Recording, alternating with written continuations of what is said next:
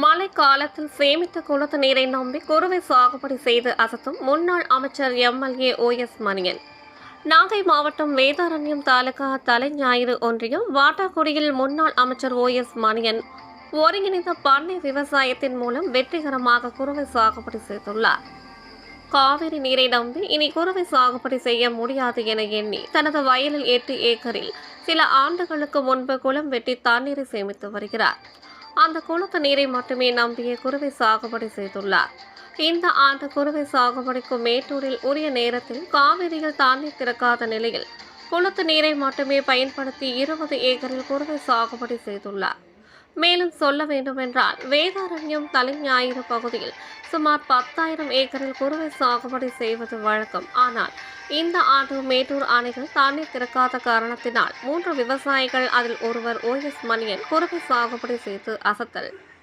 தீவிர விவசாய பணியில் ஈடுபட்டிருக்கும் OS மணியன் குளத்தில் நீரை தேக்கி வைத்து ஒருங்கிணைந்த பண்ணை விவசாயம் மேற்கொண்டுள்ளார்.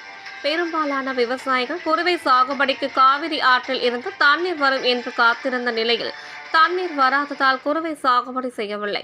இந்த நிலையில் குளத்து நீரை மட்டுமே வைத்து நெல் விதைப்பு செய்து பயிர் வளர்ந்து கதிர்விட்டு தற்போது அறுவடைக்கு தயாராக உள்ளது. இந்த குறுவை சாகுபடியில் சுமார் 1000 மூட்டை நெல் கிடைக்கும் என நம்பிக்கை தெரிவித்தார். முன்னாள் அமைச்சர் OS மணியன் இந்த பண்ணை விவசாயத்தில் ஆடு கோழி வளர்த்து அதன் கழிவுகளை விவசாயத்துக்கு இயற்கை உரமாக பயன்படுத்துகிறார். மேலும் குளத்தில் மீன் வளர்ப்பிலும் ஈடுபட்டுள்ளார்.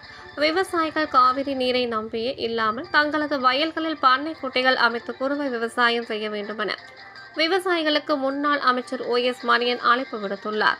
இந்த காலத்தில் விவசாயிகளுக்கு முன் உதாரணமாக திகழ்கிறார் எடப்பாடியார். விவசாயிகளுக்கு முன் உதாரணம் போல இவர் உண்மையிலேயே விவசாய தொழிலாளர் உடன் விவசாயம் பணியில் ஈடுபட்டு விவசாயிகளுக்கான அதிமுக அரசுதான் என நிரூபித்து காட்டியிருக்கிறார்.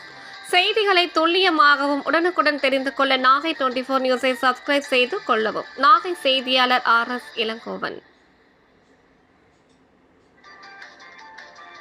கடைமடை பகுதியாக இருக்கிற கடலோர பகுதியாக இருக்கிற இந்த கிராமத்தில்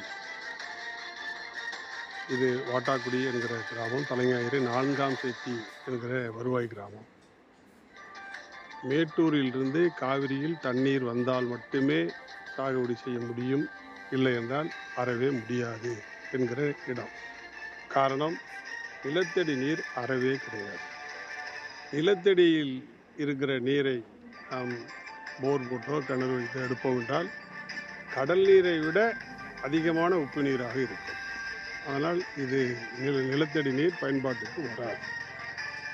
அதனால் இங்கு குளங்களை உருவாக்கி ஆழமான விரிவான பெரிய நீரோடைகளை உருவாக்கி அதிலிருந்து தண்ணீரை எடுத்து மேட்டூர் அணை தண்ணீரை காவிரி நீரை எதிர்பார்க்காமல் விவசாயம் செய்து கொண்டு வருகிறோம். ஜூன் 1ஆம் தேதி நாற்று விட்டோம். ஜூன் மாதத்தில் அணையில் தண்ணி திறக்கும். அதற்கு பிறகு நடவு செய்து பயிரை வளர்த்து கதிர் வந்து கதிர் முக்கி போகிற ஒரு சூழ்நிலையில் தான் காவிரியிலிருந்து தண்ணீர் வந்தது. அப்பொழுது கூட எங்களிடம் தண்ணீர் வந்தது. முழு விவசாயத்திற்கும் போதுமான தண்ணீர் வந்தது. இந்த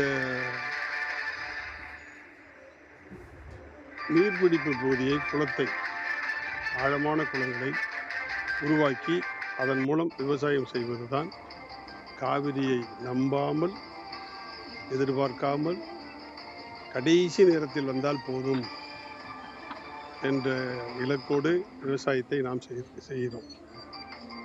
இதை வாய்ப்பு இருக்கிறவர்கள், வசதி இருக்கிறவர்கள் அரசினுடைய உதவியை நாடி முன்வர வேண்டும் என்பது என்னுடைய வேண்டுகோளாகும்.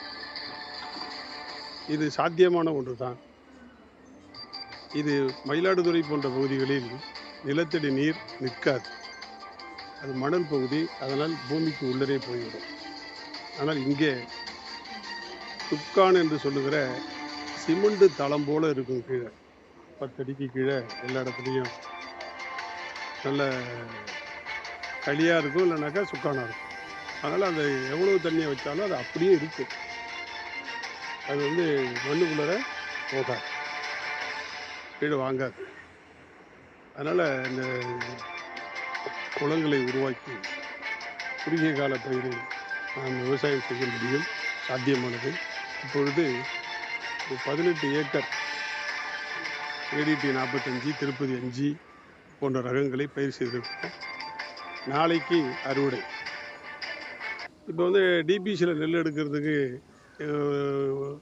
ஒரு 3 பேர் மட்டும்தான் இது மாதிரி செஞ்சுருக்கிறோம். அதனால் டிபிசியெல்லாம் திறக்க மாட்டாங்க.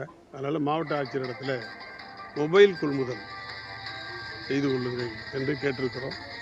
கலெக்டரும் ஏற்பாடு செய்கிறேன் என்று சொல்லியிருக்கிறார்.